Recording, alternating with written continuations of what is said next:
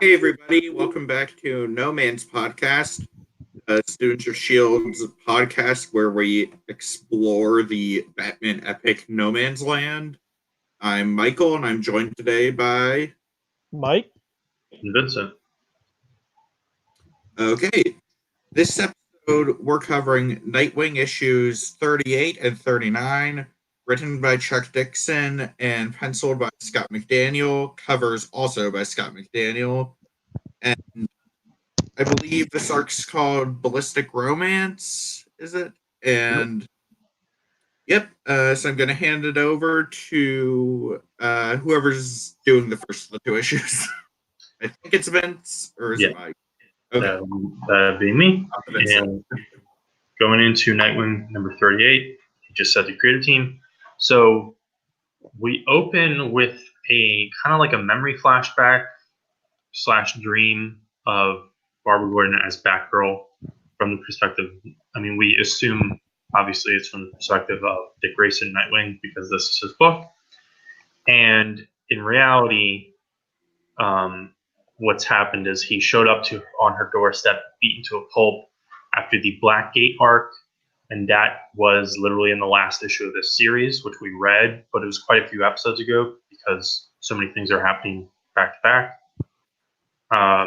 And Babs has been nursing him back to health. So it's actually not entirely clear that there may be a little bit of a time gap between these two issues where she's bandaged him up, and maybe he's stayed a day or two in bed, and she's been feeding him and nursing him and stuff. So that's how you can no prize it and say that there's a bunch of arcs that fit between.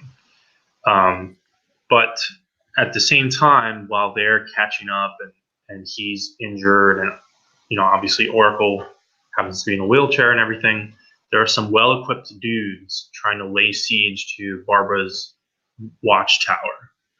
And she's kind of like very casually like addressing that in the background. She's like, yeah, they're not going to get back past that trap, and like I'll worry when they get to level 12.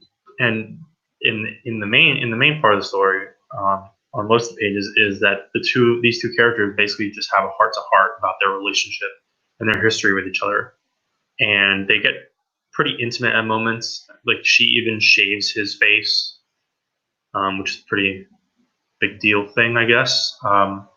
And then eventually, as the issue kind of rolls down the hill, not in a negative way, the guys bust in the door, and it turns out they're led by Petite, who we talked about in the last episode. He's like fully embraced like this Gotham militia thing, and his motivations are never clear here. They were definitely not clear in the last arc, but I guess it's just the only thing he really says is like, "Hey, we gotta fuck with Gordon," kind of. And then the final page splash after the Petite reveal is that he has backup with Huntress, and that punchline and that splash page are set up by Nightwing, a bandaged, uncostumed Nightwing, and who has also just thrown both of his batons, I believe, being surrounded by these Gotham militia guys with their guns pointed at him from like 2 feet away, and they're like, hey, we got our guns on you, and he's like, you're gonna need more, you're gonna need backup, and it's like, if they all pulled their triggers right there, you're just fucked. But that's Dick Grayson, and that's pretty much this issue. I mean, a lot of it, there's really no plot. The plot is that these guys are trying to get in and get in. But it's all about the relationship between Dick and Babs. And that's this first issue. And let's do how we did last time. And since it's just a 2-issue arc, let's just move into the synopsis for a second, and then we'll talk overall about the arc. So 39, still the same creative team, so I won't mention them again, but this is basically just the cat and mouse chase as all the walls in the watchtower are getting crumbled, but it's Dick and Babs working together, and Chuck Dixon puts Barbara over really strong here as she's continuously like outsmarting all of the cops that are busting into the doors and stuff, as she's got all the traps laid out. She throws down a flashbang grenade and makes she did that because she remembers that Dick was going to get his lenses and his mask polarized. So she did that so they have the upper advantage to keep escaping. Huntress is also on their tail as well, and you kind of have because Dick kissed Huntress and had like a small fling with her in the past. It's kind of like you have the dueling exes at this point, so you have that also going in here, which is another element to throw into this kind of now rekindled relationship between Dick and Barbara. But it all ends up with them getting kind of rescued by Huntress a little bit out of the elevator, and Huntress turns on Petite here as well, as kind of things start literally and figuratively crumbling around them as bombs are going off, explosions in the clock tower, realizing that Petite is just fully crazy and a madman. So she ends up leaving him and helping Dick and Babs kind of escape, and she ends up kissing Dick at the end, but it's more of like a goodbye thing. They're not going to be together, more of like a tease. But I thought it's really good arc here. I like the cat and mouse. I like Scott McDaniel's pencils here. This is off on a tangent, but I think he's perfect on a Nightwing book. I've been looking at like Ed Brubaker's run with Batman when he became the main Batman artist, and I don't think Scott McDaniel works as the main Batman artist, but he excels on Nightwing. I don't know why that reason is, but that's just kind of how my feelings go on it. But yeah, another great Nightwing arc by Chuck Dixon, one of the great writers of Nightwing, and Scott McDaniel, who's kind of known as the Nightwing artist for a good portion of time. Yeah, this was a lot stronger than the previous arc, and I think one of my favorite arcs in No Man's Land so far, actually. It's the best one we've had in a while, or in a little bit. Yeah. There's a subplot, which we didn't bother to mention, where there's like 2 pages of Blockbuster talking to Grimm, setting up some kind of Gorilla City thing. And that's just the nature of these side books, which we like, which overall we like much more. But like Nightwing, Azrael, Catwoman, they still have their subplots that are running, 30 issues in, so they're not going to make much sense to us. Right. But that said, that kind of intrigues me. Like, if Nightwing has to fight a bunch of gorillas, like that sounds fucking awesome. Well, is Wally West going to show up? I don't know. But yeah, I mean, again, Petite, I don't understand Petite's deal at this point. Like, it was half interesting at first, where he's like against Gordon, and there's a lot of strife among the Blue Boys. But now it's like he's just like a terrorist, kind of. He's just a domestic terrorist. He's just a grifter. Yeah, he's like dropped all pretense of ends justify the means, whatever. He's just screwing everyone over. Like, he's just a villain now, basically. I don't fully understand why Huntress went with him in the first place. Well, I mean, I don't 100% remember either, but I think it was just this. It followed Batman basically getting mad at her, and yeah, I know that, but like she had examples of Petite going over the line then. Yeah, but I mean, she rationalized it where she's like, we're not too different, because she carries around like a fucking crossbow and shit. Yeah. Yeah, I like this. It's really all in the dialogue and the relationships between these two characters. Yeah, that's the definite strength here. Especially if you're a person that prefers Dick and Babs over Dick and Starfire.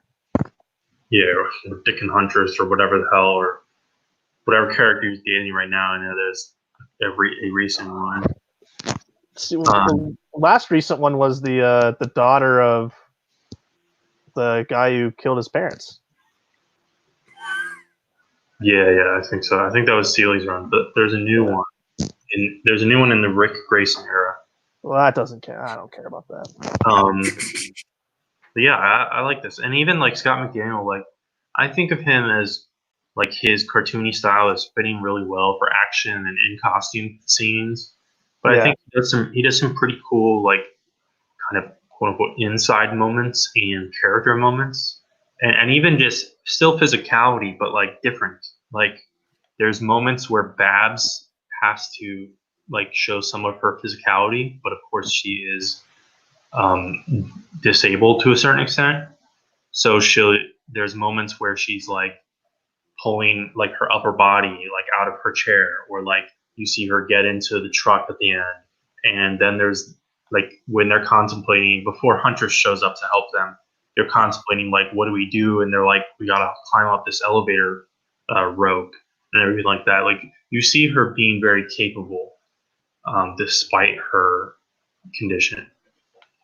I think that's conveyed very well in the art, in addition to how strong her character is under Chuck Dixon.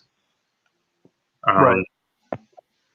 Yeah, this was definitely great. And unfortunately, and also at the end of this issue, the thing is, I don't know what happens like in the grand scheme of things. I don't know what happens next for these characters, and especially these two as they interact, because the end of this issue has Dick off to Bloodhaven, and he's like, I'm going to Bloodhaven.